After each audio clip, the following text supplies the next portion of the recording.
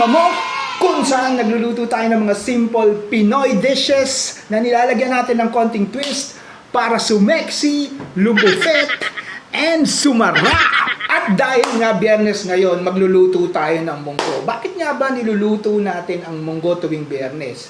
Alam mo, sabi ng lola ko, connected daw yan dun sa mga ginagawa ng mga lumang Pilipino nung unang panahon, yung No Meat Friday. Pero sa totoo lang, hindi ko alam kung binabarbero ako ng lola ko. So, tanong nyo na lang sa lola nyo, hindi ko talaga alam kung bakit nagmumunggo tayo pag Biyernes. Alam nyo mga paps, may mga iba-ibang klaseng munggo eh. Merong ginisang munggo sa ampalaya, leaves. Merong ginisang munggo sa tinapa. May ginisang munggo sa malunggay. May ginisang munggo sa chicharon. Pero yung gusto kong lutuin ngayon, wala rin sa mga sinabi ko. Ang gusto ko kasing lutuin ngayon is yung bulalo sa munggo. So mga papi, nakatikim na ba kayo ng bulalo sa munggo? Alam nyo, yung bulalo sa munggo, dalawang klase ang luto niyan eh. Dalawang variants yan eh. Yung isang luto niyan is yung nilalagyan ng alamang o ng bagoong. Tapos yung isa namang version niyan is yung version ng nanay ko. Yung munggo na bulalo na nilalagyan ng ketchup. Oo, seryoso, ketchup. Nakatikim na ba kayo ng munggo na may ketchup? Panalo, papi.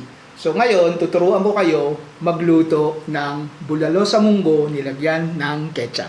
So ano nga bang kailangan natin para maluto natin itong dish na to? Siyempre, ang unang-una natin kailangan is itong munggo.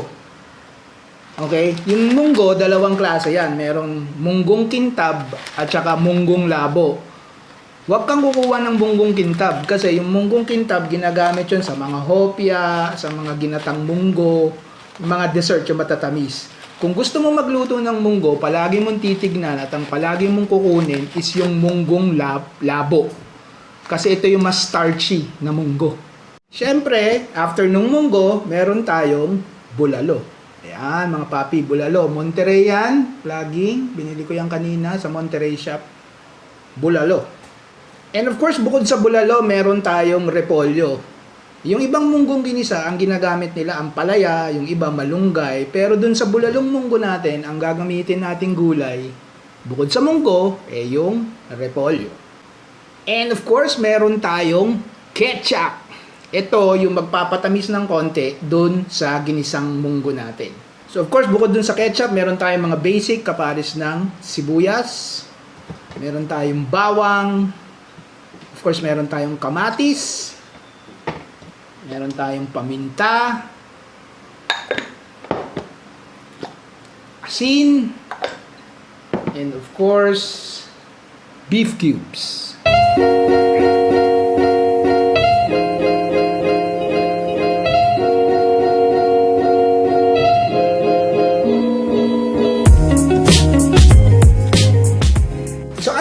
Steps na gagawin natin para maluto natin itong bulalo sa munggo na may ketchup. So, ang unang-unang mong gagawin is pakukuluan mo itong bulalo mo. So, pakukuluan mo lang yan sa tubig, hayaan mo lumambot. Pag medyo malambot na siya, tsaka mo ihahalo yung munggo mo. So, pakukuluan mo lang siya pareho. So, pag lumambot na yung baka mo, and then nakita mo medyo nadudurog na yung munggo mo, isi-set aside mo yon. Tapos magigisa ka ng bawang, magigisa ka ng sibuyas, and then kamatis. Pag nagisa mo na yung sibuyas, bawang, and kamatis, ihahalo mo yon dun sa pinakuluang mong munggo at bulalo. At pag naihalo mo na, syempre lalagyan mo na ng paminta, dadagdagan mo ng konting asin, maglalagay ka siguro mga 2 kutsarang ketchup, and then yung last na ingredient na ilalagay mo is yung repolyo. At syempre bago magkalimutan, pagkatapos ng repolyo mo, ilalagay mo na yung beef bouillon mo para mas sumarap yung sabaw ng bulalo sa munggo mo. So pakita ko sa inyo paano gawin yan. Pero bago natin gawin yan, syempre meron akong knock-knock. Who's there? UST. UST who? UST, call me on my cell phone. Late night when you need my love. Call me on my cell phone.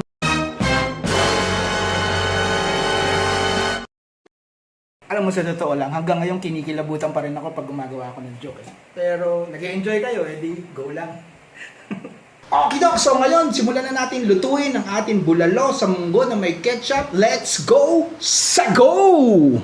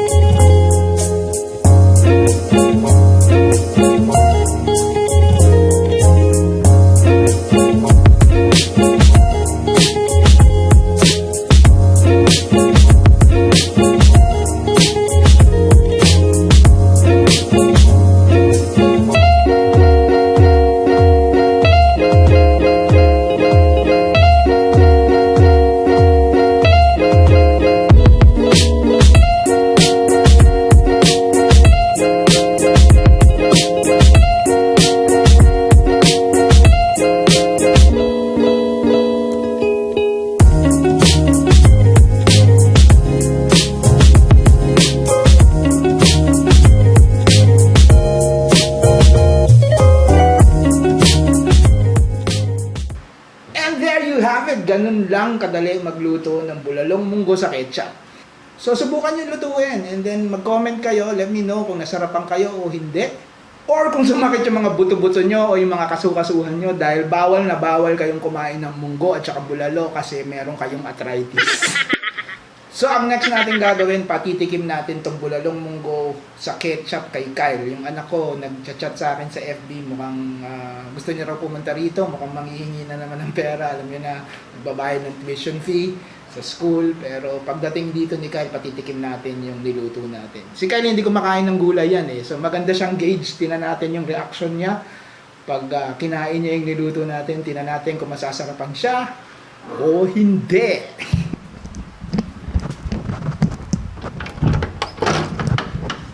What's up? Balakubak! Kaya, pasok ka. Kumain ka na ba? Di ba? Ang kaya nagluto ang munggo.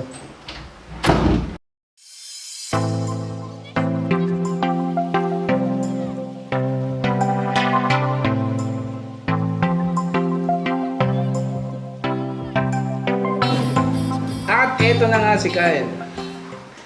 Hoy, mag-hi ka. Si Kyle hindi kumakain to ng gulay.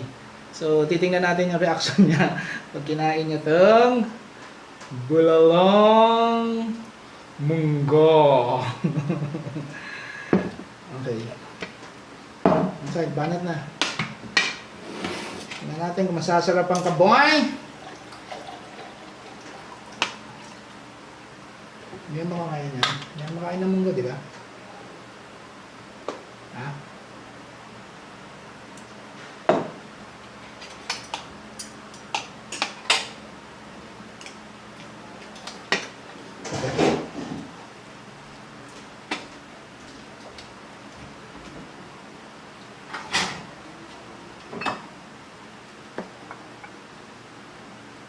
Kailangan natin ng patis.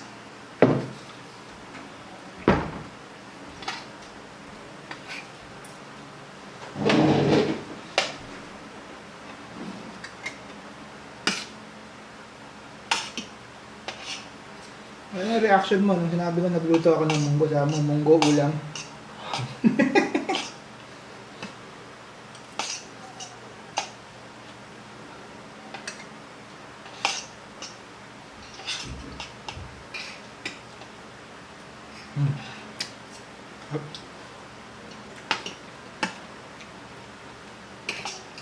Ano? Ang lasa? Munggo. Lasa ng munggo?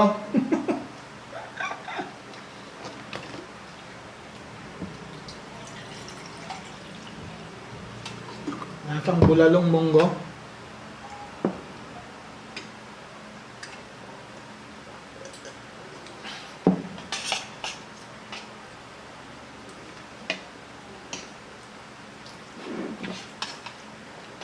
Hindi na nasarapan?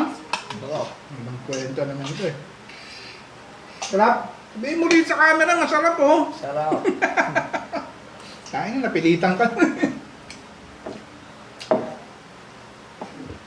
Meron pang baka doon. Kumuha ang baka. Grocery na kayo. Ah.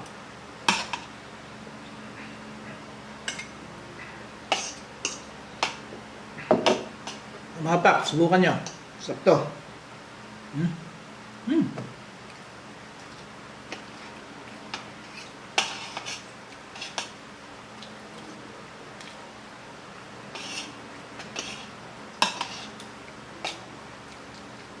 Ang baka, lambot.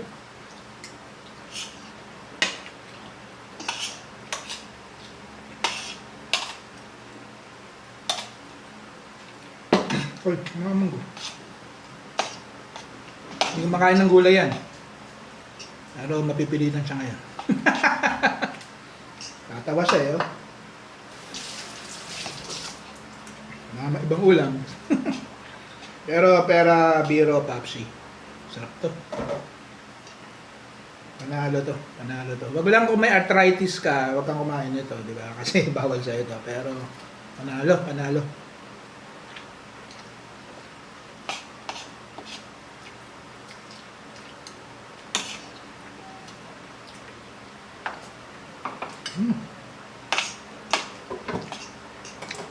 Mga ganitong klaseng ulam, lakas sa kanin. Anong gagawin to pag nagre-reduce? Pag nagda-diet ka, huwag kakakain nito, lakas sa kanin. Okay.